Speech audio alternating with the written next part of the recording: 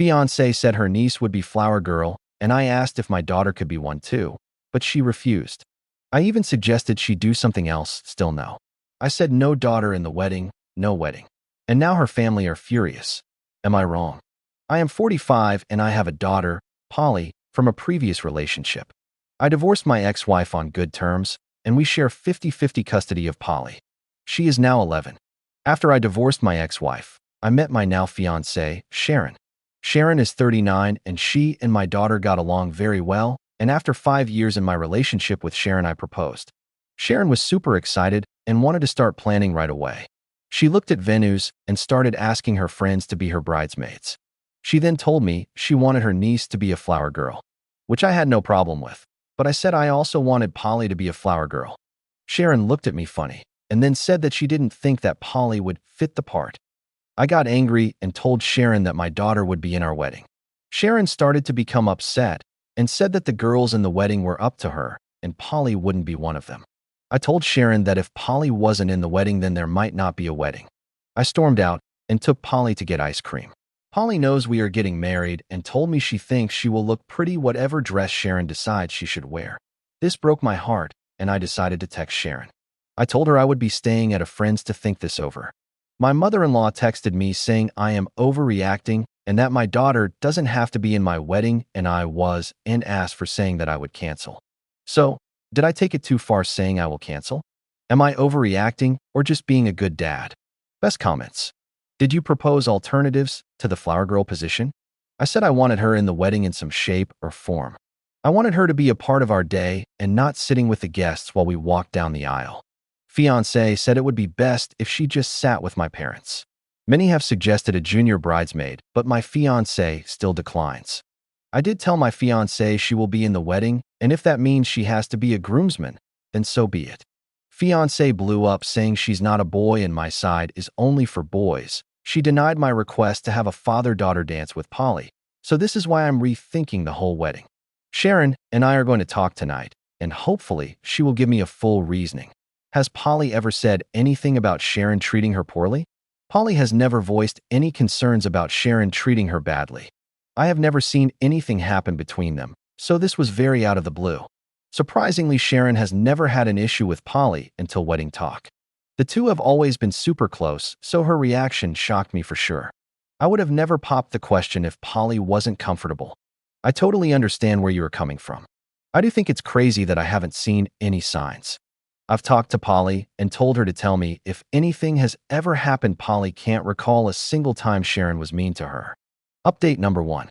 Talked to Polly's mom this morning because I wanted Polly to stay with her until this was figured out. Her mom said she hopes it goes well and told me I could stay with her and Polly if need be. She said Polly always comes home with nothing negative to say, so we aren't sure where this came from. Update number 2. 15 hours after the first post. Thank everyone for all the kind words and suggestions.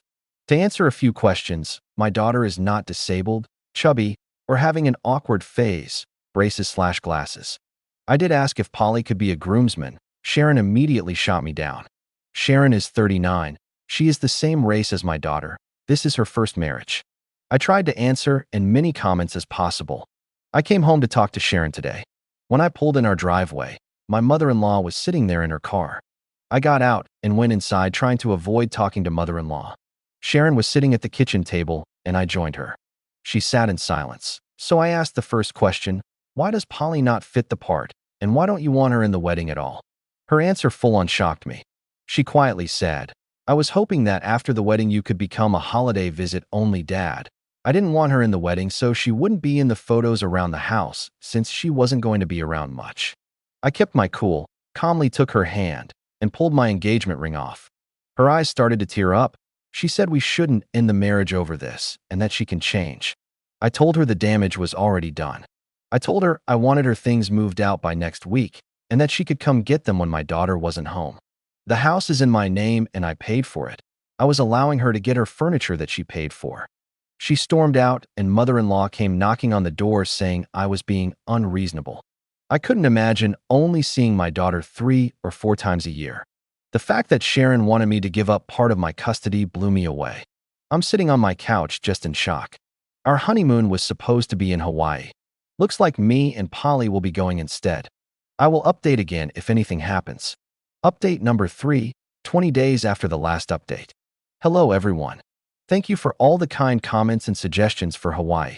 We've been there for a few days now, and Polly is already having a blast. If you have any cool suggestions, please drop them in the comments. As for my ex-fiancée, she has tried to reach out to me wanting to work everything out, saying she only did it because her mom wanted pure grandchildren. I still do not care. If she really loved my daughter, she wouldn't have acted on her mother's wishes. Sharon has called my workplace to try and get in touch with me. She has even shown up a few times to try and talk to me, and I've told my supervisor to just ask her to leave. She has gone as far as messaging my ex-wife a few times wanting to know why her calls won't go through to me. When she caught wind that we were in Hawaii, she was pissed. I'm still close with her brother, and he told me that her and her mom were going to try and get plane tickets. If that's the case, I will likely file a restraining order. Polly has asked what happened to Sharon, and I told her that we come as a package deal, and Sharon only wanted me, and I couldn't leave her. Polly understood, but I think she was a little heartbroken. I know this update is small, but it's all I have for those asking. Best comments. Does your former future brother-in-law have any light to shed on his monsters of a mother and sister? Her and her brother are not very close and grew up in different homes, as my ex-mother-in-law and father-in-law are divorced. Her brother and dad are pretty awesome though. We went and had drinks a few days after the storm of Sharon and her mom. Update number 4, 3 months and 25 days after the last update. Polly and I had an epic time in Hawaii, and she's already talking about wanting to go back. Turns out when my ex-fiancée and her mom tried to buy tickets, the airlines were sold out. Instead, they decided to leave piles of letters at my door. There were maybe 50 envelopes full of pages about how I need to take Sharon back. I honestly didn't read through them all and discarded most of them.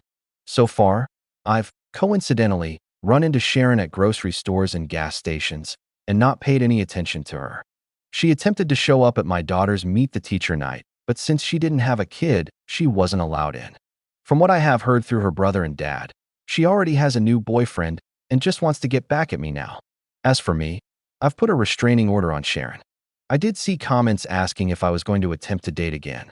Let's just say I took my ex-wife with me to Hawaii and we decided to try again. All in all, I'd say I don't expect to be hearing from Sharon or her mother again. And my ex-wife has now moved back in with my daughter and I.